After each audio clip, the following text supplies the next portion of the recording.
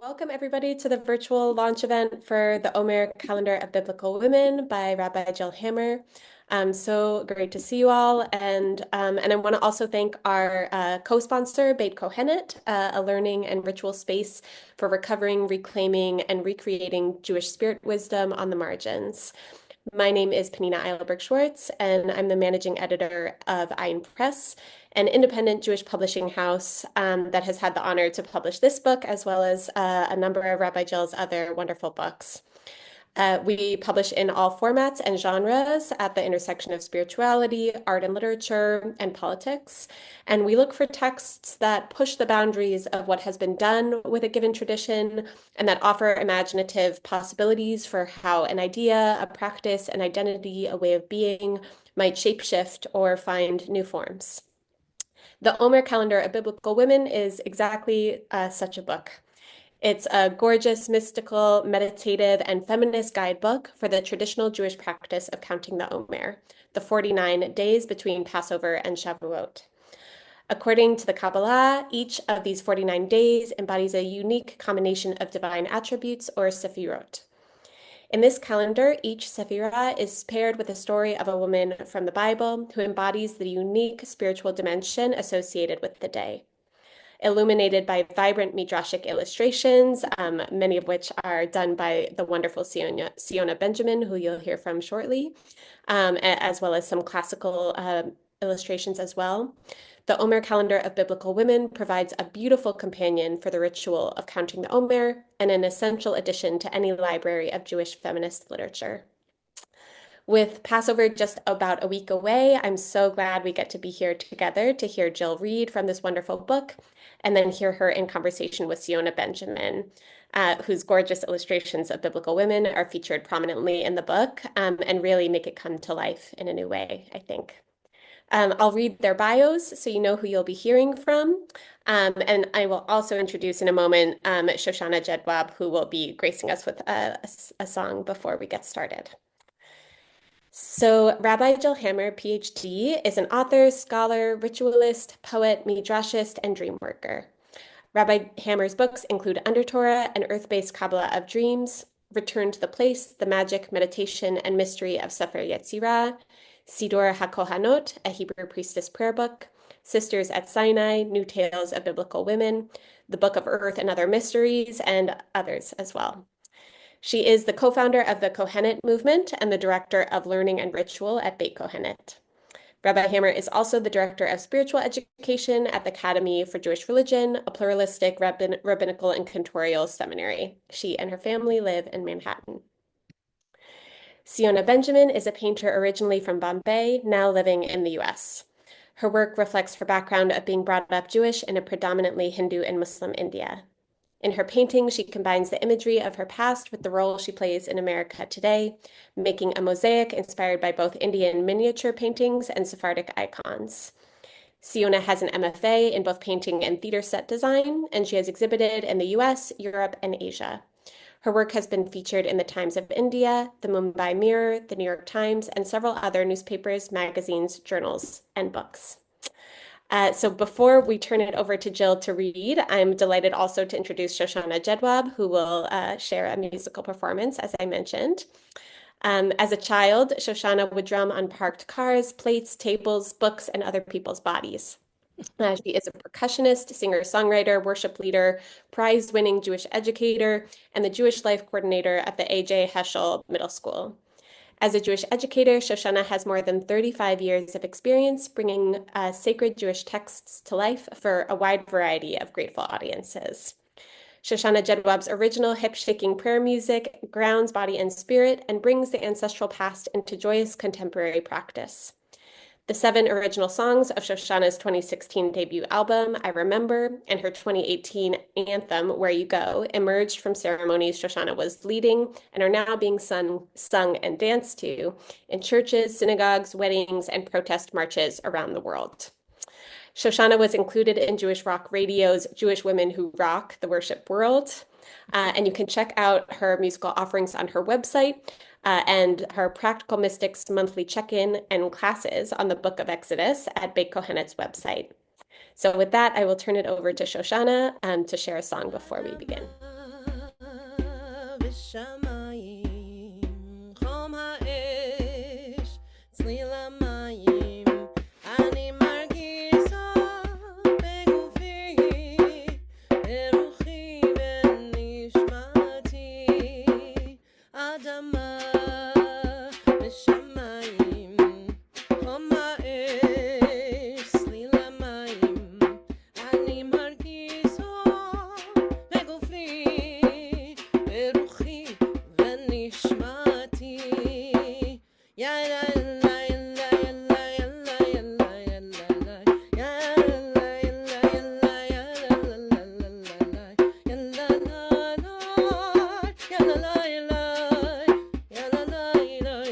לה לה love the earth, love the sky, heat of fire, drop of water.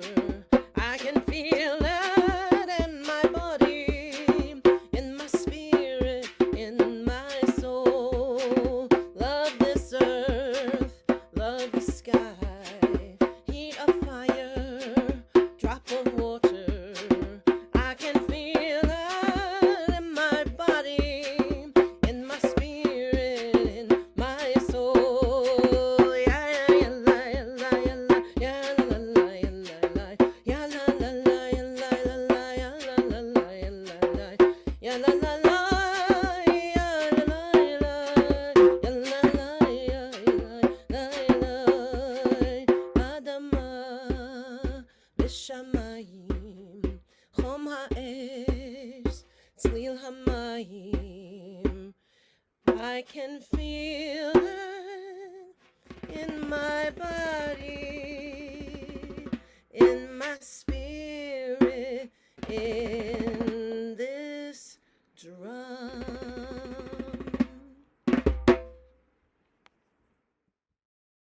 My deepest pleasure.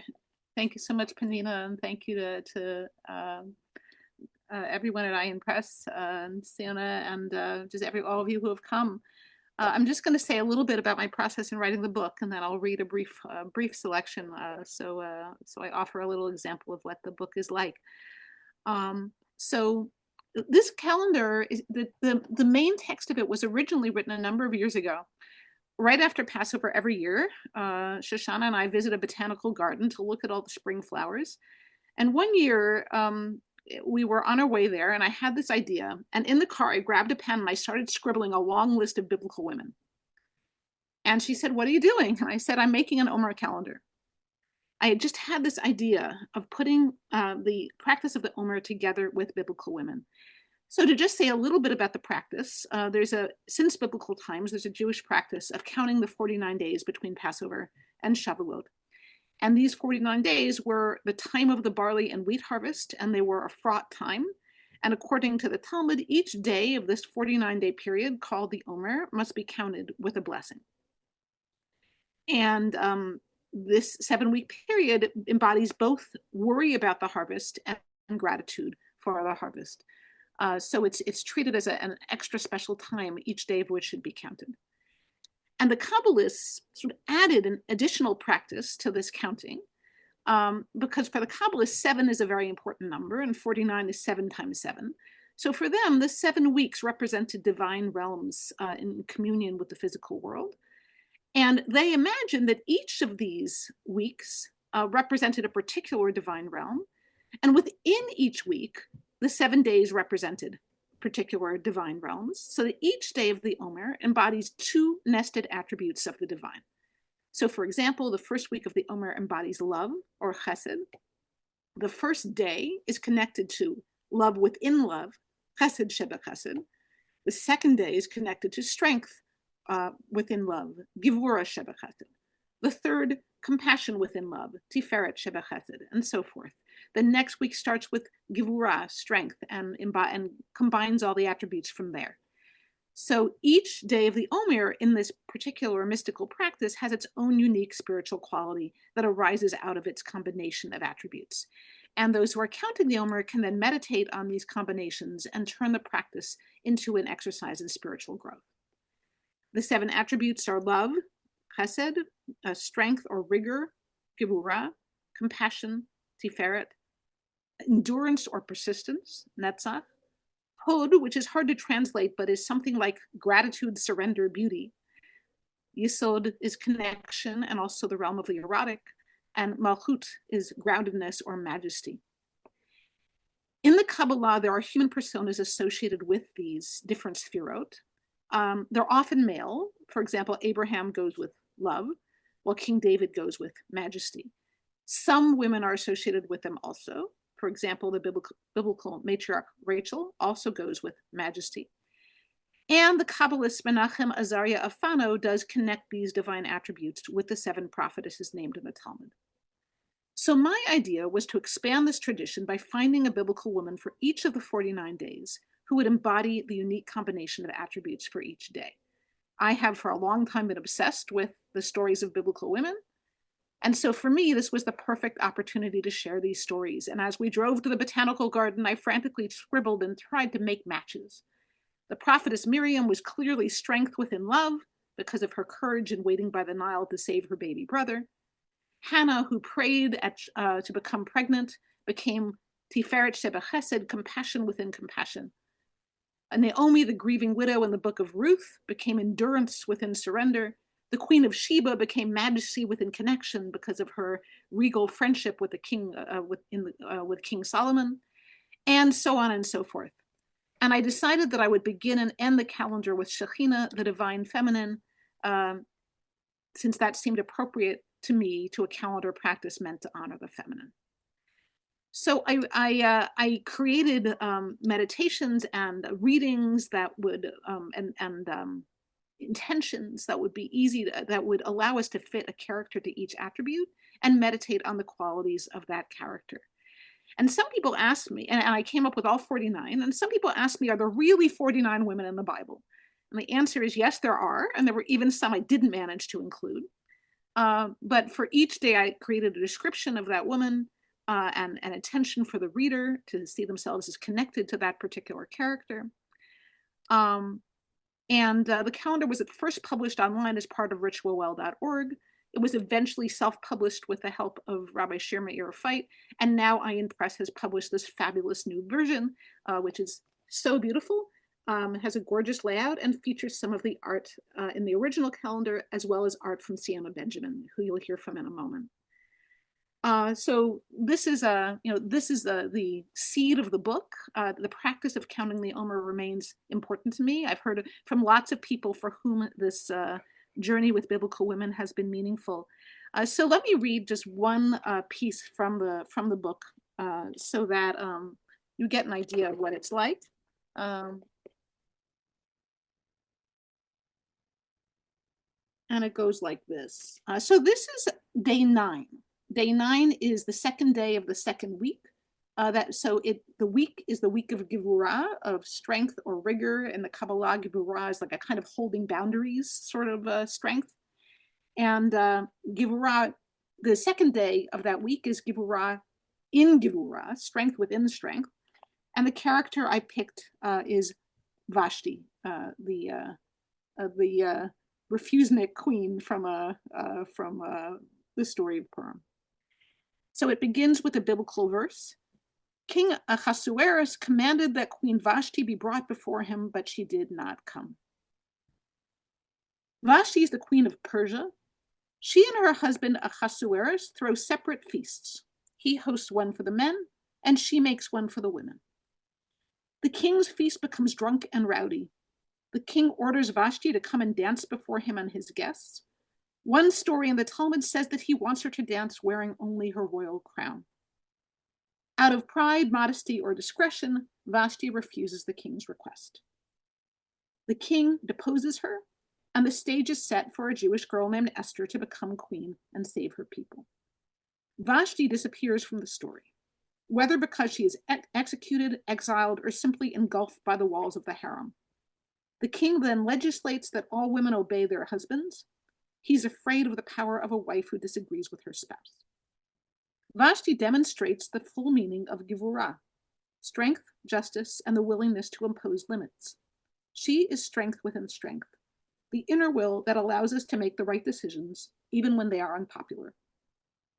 We are most like Vashti when we know how to say no to something that hurts or degrades us or someone else, when we are willing to impose limits on ourselves and those around us in order to increase justice in the world. And the entry ends with the counting of the Omer, which would be today is 9 days, 1 week and 2 days, and so forth. So this passage can be read with the blessing. So there are 49 of those. Maybe I'll refer to a few others later. But that's a little taste of the book. And I'm excited for some of you to read it or reread it. I can say that I've been deeply honored to always be included in Rabbi Jill's midrashic journey, and I study with her and I learn from her. And it's rabbis like her who enrich my art and help me to understand mythology, stories, and midrash better. So it's always a dialogue with these different rabbis and especially feminist rabbis like Rabbi Jill. I think her work is extremely important. And so I'm very deeply honored to be part of this book and on the cover and everything. And so I will talk a little bit about my Vashti, which is in the book. So as some of you, if you don't know, I am yes, I am a Bene Israel Jew from India. My family gradually dispersed to Israel and America, but my parents remained in India. I'm now an American living in Montclair, New Jersey, but I remember this ornateness that I came from, the chair left vacant for the prophet Elijah, and having grown up in this Hindu Muslim country and having been educated in Catholic Zoroastrian schools and being raised Jewish all my life, I've always had to reflect upon the cultural boundary zones. Kind of a little bit like some of these characters that I study with when I study with Rabbi Jill, and I read about it in her books. Which informs my art. So like Vashti, she was also like kind of the insider, then she becomes the outsider. And what I liked especially about Jill's version is that the gevurah and the strength and the justice and the willingness to impose limits when we feel that we are compromised, and how to say no, which a lot of women, I think, don't know how to do that. And so, and also, how to impose limits when something degrades us, but at the same time have the strength and the justice and the chutzpah to kind of like have the courage to speak up, but also have the willingness to kind of bend and be able to be open to new things. So in my Vashti, which is in the cover of the book, Vashti is cast out. Now she looks in. A black and white setting from yesteryear. Postcards from another target. A chessboard of genocide. The near tamid or eternal flame of a lost synagogue. A palace of another dictator. Smokestacks from your ancestors' crematorium. I search during my journey but cannot find. How can they erase without a trace, I wonder. Now more than necessary, along with her dignity, will she restore yours? So Vashti comes back, and she has the guts to come back and look into today's newspaper and see the chessboard of genocide, to see the smokestacks of your ancestors' crematorium, to see the cracked walls of war and violence. But even then, there is a one single hope of the near Tamid hanging in that home. And like Alice in Wonderland, she looks in after being cast out, because she's always cast out. And so many women in that way were cast out. And then they decide to either just disappear or they kind of return with a renewed license to be able to speak. And in my work, in midrashic work, with the help of scholarly rabbis like Rabbi Jill, I can bring them back with a renewed license to be able to talk about today's socio-political situations and war and violence and what we are facing today. So they're renewed and they're recycled and they are reborn. Instead of just painting them in their time and their place, they kind of become renewed. And so that gives me a lot of strength and energy to be able to kind of talk about these mythologies, which are so significant and are so timeless. I think that's it. And about Vashti in response to Rabbi Jill. I think we maybe now we'll talk a little bit. Yeah, does that sound great? So it's really wonderful for me to get to work with a profound and amazing artist like Siona, who so understands how to probe the subtleties of a biblical story and and read that character in an expansive way that addresses us in the in the contemporary world. And I'm excited to get to talk to you about about some of these characters and about some of the art. Carly, maybe you wanna offer us a question to get started on. Sure. For those who don't know me, I'm Carly Lewis. I'm the operations and communications manager at IEN. And yeah, I'm just going to jump in here, introduce some discussion questions for you both. So with Omer Calendar of Biblical Women, it's a religious book, but it's also a piece of feminist scholarship, biblical criticism. Jill, did you set out to write this book with a specific audience in mind, or was it just a book that you hoped would reach multiple audiences, or did you not have an audience in mind when you were writing this book? Yeah, thank you for the great question, and yeah, and thank you, Carly, for everything you've done for this book. The truth is, I just sort of channeled this book. It just sort of fell on me. I was just like, I have to do this. I have to write about biblical women on the Omer. So I wasn't immediately thinking about an audience, but at the time, I was working in the context of Mayam, the Jewish Women's Project, which was at that time a kind of clearinghouse for feminist ritual. So in some way, I was thinking of an audience of of women who would want to learn more about about biblical women and how they might be inspired by them. And I gradually realized that this was not only something that could make an Omer practice meaningful for a lot of Jews, but was also a really good educational tool for anybody who wanted to learn about these characters. And that's how people have often shared, that's how people have shared with me about it over time, is that it's a great way to learn about these characters. So I think it also appeals to anybody who's interested in text or midrash, biblical interpretation, or anything in that area. This is a great book for them. And being able to include the art is really powerful because the art is its own kind of midrash. It's another kind of interpretive vehicle, and I think the book in some way allows us to make these characters our own. Talking about the artwork, it so wonderfully complements the written sections in this book. And I was wondering what sort of artistic communication happened in the creation of this book? Were the pieces already existing pre this book, or Siona, did you sort of create them alongside Jill's writing? And like, how did that communication work? Because I know, Siona, you created there were a few of your pieces in this book. So yeah, I wondered how that communication worked. Well, all of the pieces were pre-existing. It's just that I've had a long time relationship with Rabbi Jill, and kind of, I have a relationship with her in a way that I understand her midrash, and she's one of the several rabbis that I study with. So I've been creating works all my life, all my artistic life. And so it was just always like easy to pick and choose like which ones would match. So in case of Vashti, for example, somebody asked over here, the wings and the blueness, for example. So that blue color of the skin is, for me, the color of the sky and the ocean, and of belonging everywhere and nowhere at the same time, kind of like so many biblical characters, so many women from the Torah. And so it's this universal color that represents me as being the other, or being, but then there's so many other kinds of other in this world, whether you're, there's so many different categories of the other that one can identify with about being blue.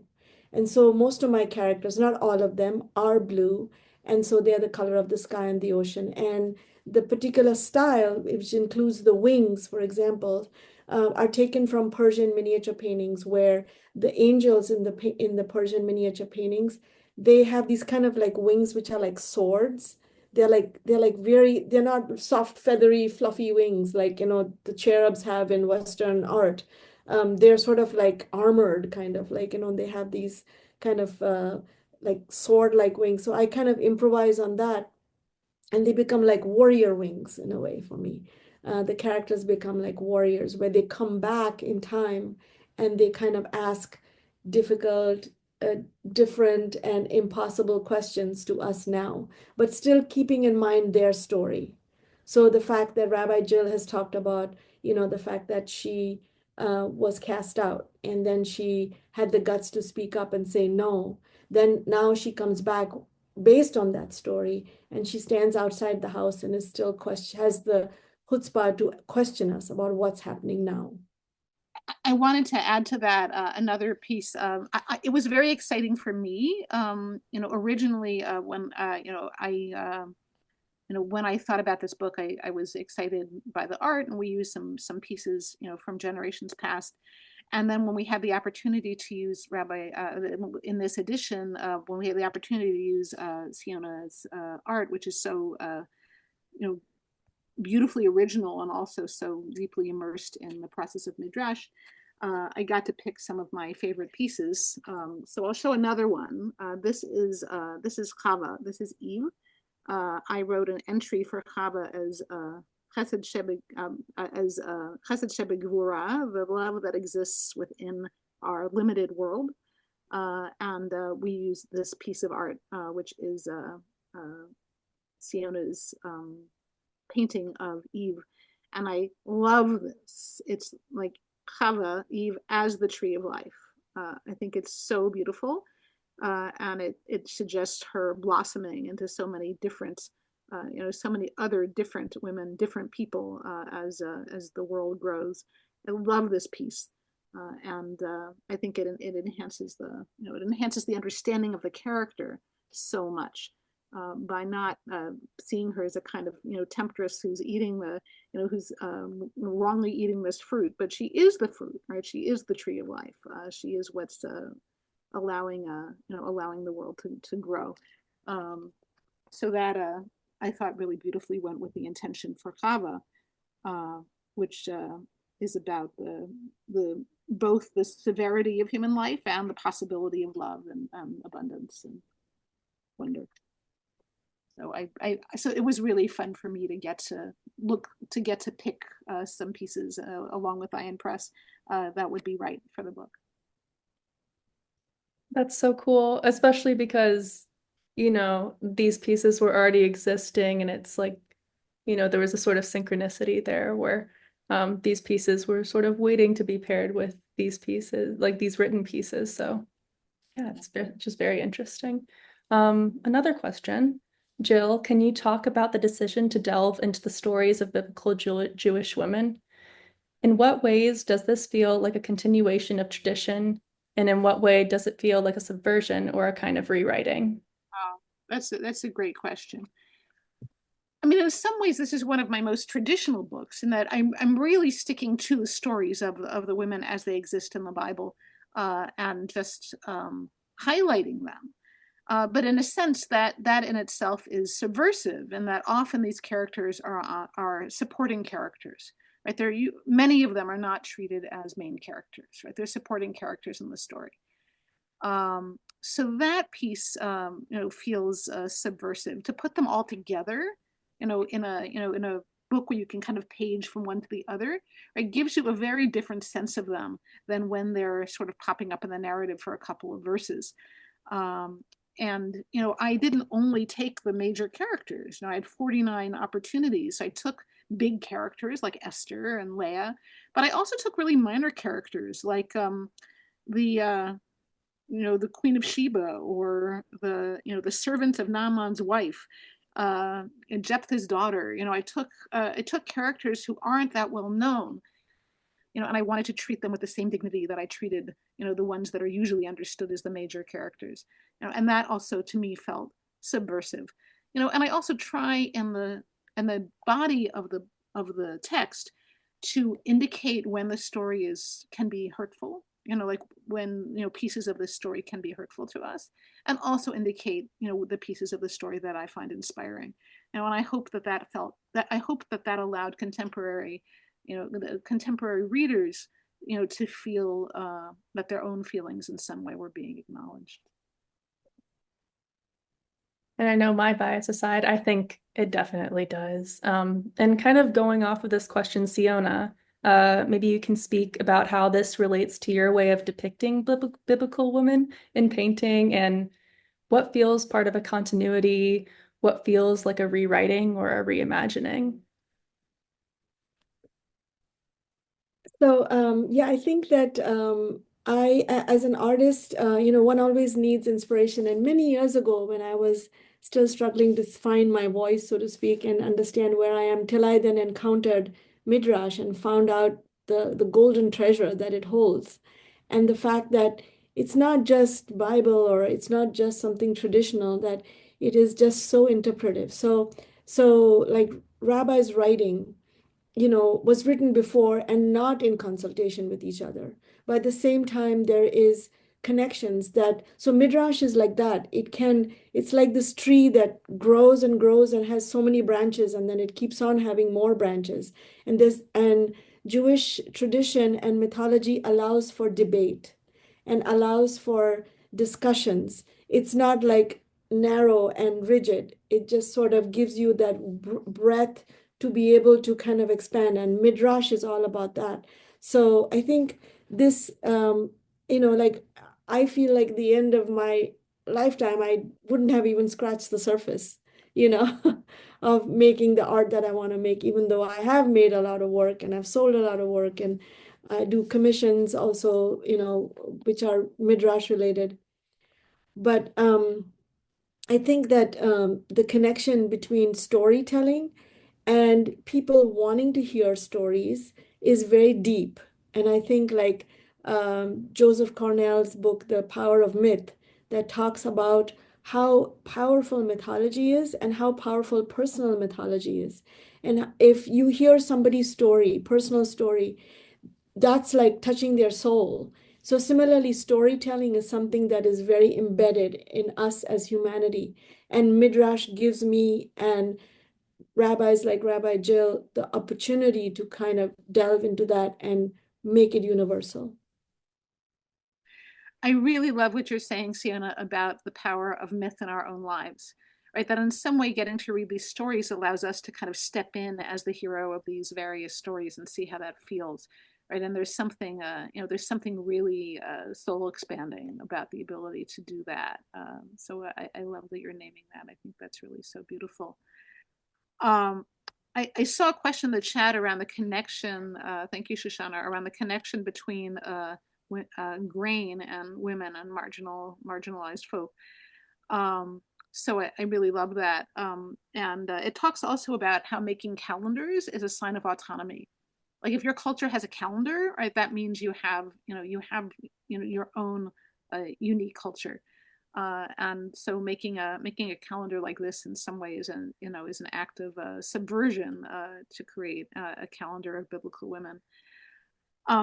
And I didn't say this before, but one of the reasons that I love the Omer is that there are so many myths of the time of grain harvest, right, as a time of descent and ascent, right? This is like a mythic time of going to the underworld and coming back. If you think about stories like Persephone or Tammuz, right, where there are vegetation entities that are going to the underworld and returning, and in some way this that and the character of Joseph also embodies that sort of going to the underworld and coming back. Or if you think about Esther, right, who goes into the harem and then then triumphs. This is kind of a classical mythic trope.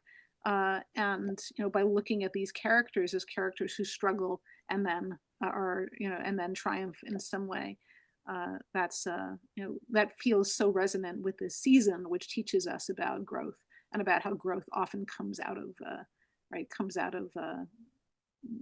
decay or comes out of struggle in some way. So I love that, and I see that theme very much in Siona's art. And it seems like we have a sort of follow-up question to that. Jill, are you reattaching Jewish women to the local earth-based setting for spirituality? Well, when I wrote this, I wanted to think about I wanted to think about how these characters could become could attach us to our tradition, right? But I was also thinking about the ways that they embody the journey of the harvest. So I think the answer to that question is yes. And I think it would be really, and I know actually people have done this. People have gathered in small groups or in kabruta to read the book every night before they count the Omer.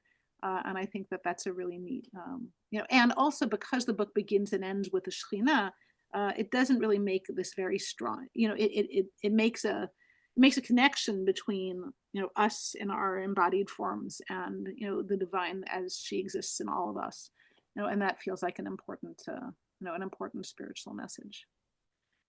I wonder if maybe we could see. I know that Ian created this beautiful slideshow. I wonder if maybe we could see some of the art. Yes, I was just about to pull it up. Yes, so here we have the front cover, Vashti, which Siona and Jill were both talking about. Can get a closer look on these. I love them. Oh. I just love this image. It's like the feminine has gotten so big she doesn't fit in the house anymore. I love this image. And somebody asked about the wings earlier. I know Siona talked about it, but I'm just so moved by this painting. And Siona, I know we talked a little bit. You talked a little bit about your process. I wasn't sure if you wanted to continue to talk about your process just a little bit through these images. Sure, a little bit about my process, a few sentences. I use gouache and 22 karat gold leaf, sometimes gold paint. In this case, actually, a couple of them happen to be. I also make giclées of my work, which I sell on my website, bluelikeme.com. So like all of these paintings are actually sold. So, they are available in limited edition. And so I hand embellish them and I sign them and number them and they're available. But my actual painting process involves using gouache, which is an opaque watercolor, and gold paint or gold leaf, 22 karat gold leaf. And my works are, small. Like the actual Vashti painting which is long sold, is just, I think, 8 by 10 inches or something like that. Very, very small painting. But it has what I learned in graduate school, that we were asked to make like big paintings, to kind of like the white male artists that were supposed to be our heroes. And then I realized in theater school, set design school, when I went my second master's, that small is necessarily big. It can be big. It's not big, it doesn't have to be like, small can be just equally powerful. So, and the intimacy of doing smaller works. So I do smaller and bigger installations too, because of my theatrical background and my MFA in art. But so my process involves a lot of research. When I do my own work, it involves really studying the mythology first and getting to know the character or the nature of it. If I'm doing a commission, whether it's a private or a public commission, getting to know the material and consulting with the people who are commissioning me, so I know that I'm in tune with them. And it requires a lot of collaboration and learning to do that. Artists tend to be very individualistic and trying to kind of, that I can do with my own work. But when I collaborate and do commissions, I always make sure that I am hearing the person who is hiring me or commissioning me, because it's important to have that collaboration. What else about my technique? If you have any other more questions about my technique or whatever, feel free to ask. But I've trained in both Western and Eastern art. I trained in Western art. I have my MFA from here, but I also study with a miniature painter in India sometimes. And so I have the opportunity to kind of delve in both. So I kind of mix. My work is about being transcultural, about mixing the Western and the Eastern of who I am. I'm a Jew from India. So like, I'm not a regular kind of Indian. My family immigrated to Israel. So all of them are there right now. And I identify more with Israel now than I do with maybe India. I haven't lived there in 37 years, So that whole hybridity of what hybridity is within us and who we are. And we all are hybrid in that way, in some way or form. That's what I try to explore. So this is another one that I love. This is Siona's painting of Miriam. And you can see that her crossing of the sea is accompanied by swords. Sienna, I don't know if you want to say anything about this, but I love this one. I love her Sure. suitcase. She's like Yeah, the I mean, just to keep it like not too long, and because I can go on also, there's so much going on in here. I have like, I mean, I write these sort of short poem statements, very short ones, so that you get a gist of what it is. So I had this one actually ready in case you wanted me to read. So Miriam, she led all the people into Israel out of bondage. So she's leaving, okay? That leaving process is really important. Into freedom, dancing with her tambourine. Miriam who nourishes the tree of life. So the tree of life comes from her hand, which becomes the yod, and the yod becomes the tree. With water, packs her bag once again, just like my ancestors, all my family, to travel yet another journey into another immigrant land. The emerald green of embroidered memories weave, the yud of her tefillin sprouts, this time the tree of her future, promising to fulfill another transition and to find another home, maybe just one more time.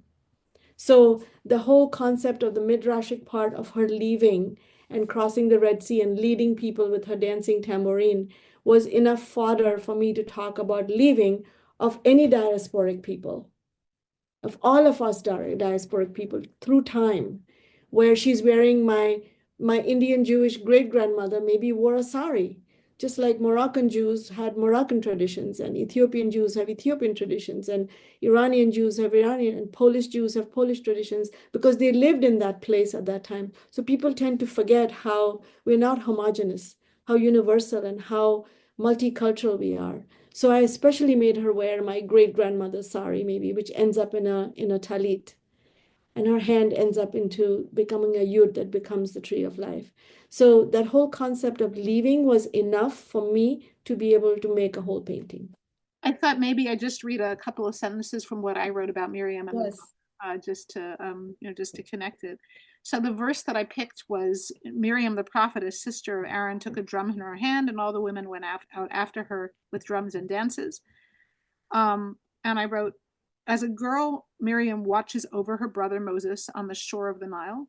She dares to convince an Egyptian princess to save her brother. In a midrash, Miriam is a midwife to the Hebrews and defies Pharaoh in order to save innocent baby boys. Miriam is an agent of chesed, love in the world. But throughout Miriam's life, her love requires great courage and strength.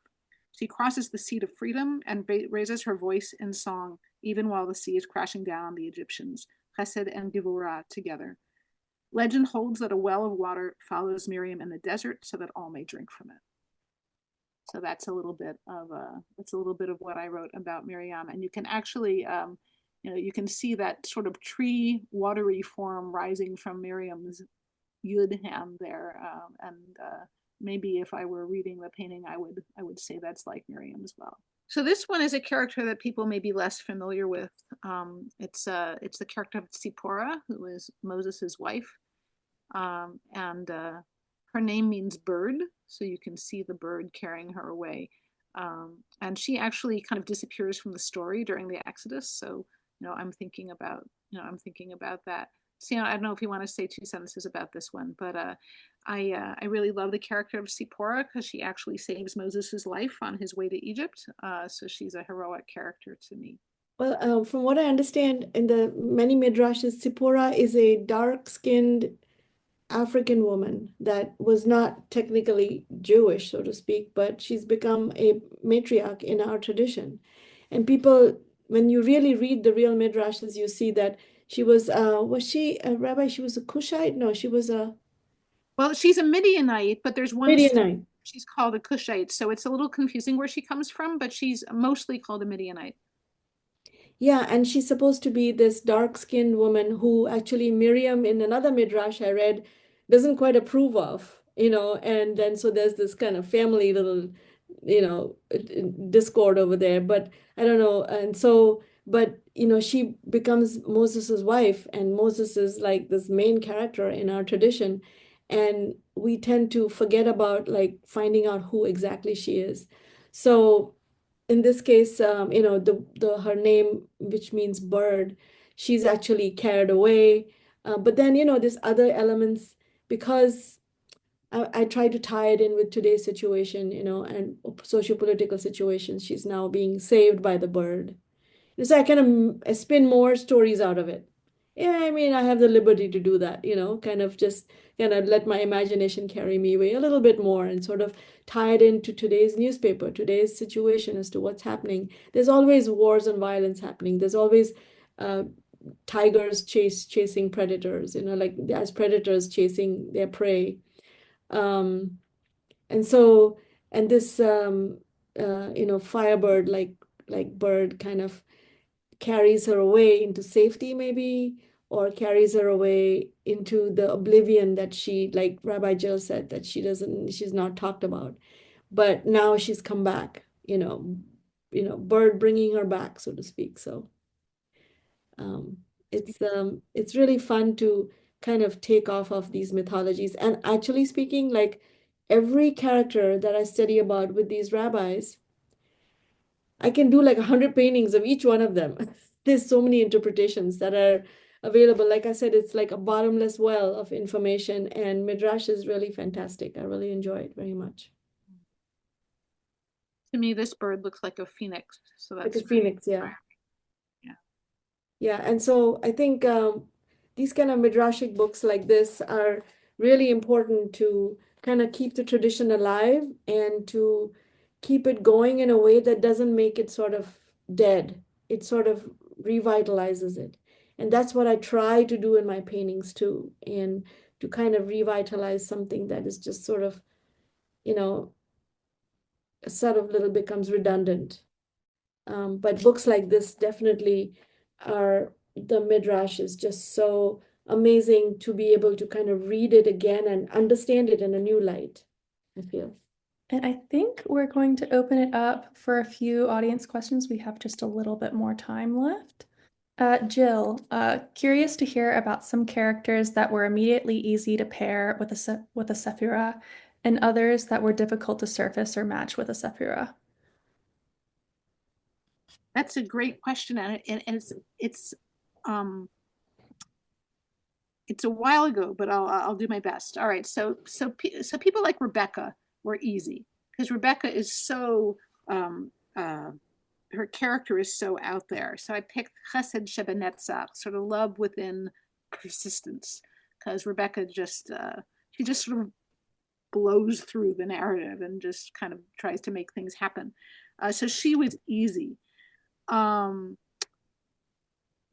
Characters like Tamar, who's who kind of engages in this kind of sexual subterfuge in order to repair her relationship with in order to get what she's owed, basically, within the biblical family. So I put her in Malchut Shebe Yesod, which is like the majesty of connection. So those were easy. And then some of them were a little harder. Like I had to figure out like where to put like people like Lot's wife, or I had to figure out where to put Aaron's wife Elisheva, who doesn't have much in the story about her. And in the end, I put her in the sefirah of Hod, because Hod is associated with the priesthood. Hod, beauty, is associated with the priesthood, and she's the mother of the priesthood. And I picked Tiferet, compassion, because she is often understood in the tradition as a midwife. So I wanted to pick that Tiferet quality. I really sat with some of them, and particularly because there's Gevura Sheba Chesed and Chesed Sheba Gevura, which love within strength and strength within love, and those things seem very similar. So to figure out which went with which, that was a little complicated, and took me, I don't know, maybe a week to figure out all of the people, and then I could start writing. Thanks for the question. Beautiful. And I think we might have time for one more question, and I have one here. We are living in such tumultuous times, and I'm wondering if either of you have the sense of how your work on the book speaks to this moment, whether as refuge from it or something else. That's such a good question. Do you want to go first, Siona, or do you want me to take it first? I mean, you can go first and I'll follow. Okay. So, a lot of these characters, have a kind of heroism to them. Many of them are in not easy circumstances. Some of them are very powerful, like Esther. Some of them are not very powerful, and are in, like, Hagar, who's an enslaved person. But many of them demonstrate, courage and persistence in the way that they approach the world. And for me, these stories are really inspiring right now. That no matter what our circumstances may be, we have choices about the way that we meet the moment. And so I'm inspired by the diversity of these women, how different their stories are, and also by the common threads that went run through them of strength and love and compassion and courage. So I think that's how I'll answer that question. Thanks for the question. And I think that my work is all about sort of trying to make those bridges and try to talk about what's happening.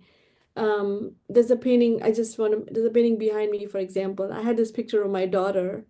It was a very cool picture of her, like super, like a Wonder Woman one. And so I kind of, in light of what's happening on October 7th, I kind of use that. I'm making a new Lilith painting, but I've given her a tefillin in her hand now. And, she becomes the sort of new sort of Wonder Woman where she doesn't relent to being the victim, but then she kind of fights back, and she not in a violent way, but she fights back with her strength. And so a lot of my work is sort of about taking this current situations and kind of talking about it, not in a way that hits you over the head, in a kind of very obvious way, but sort of in a more playful or storytelling or recycled way that sort of talks about the situation. So it's a marker in its time, so to speak, as to what happened right now. Wonderful. Thank you both so much for being here. And I'm going to bring Panina back on to do some closings. And yeah, thank you so much, everybody. Wow, that was so wonderful. Thank you both. And yeah, thank you to everybody for coming. We hope you'll enjoy the book, either for the first time or on hopefully multiple rereadings. I think it's the sort of book that is really meant to be reread, and we'll hope you'll spread the word about it, and that it will serve as a liberatory and artistic companion for anybody looking, for a creative way to count the Omer, and also anybody looking to surface new meanings and buried stories within tradition.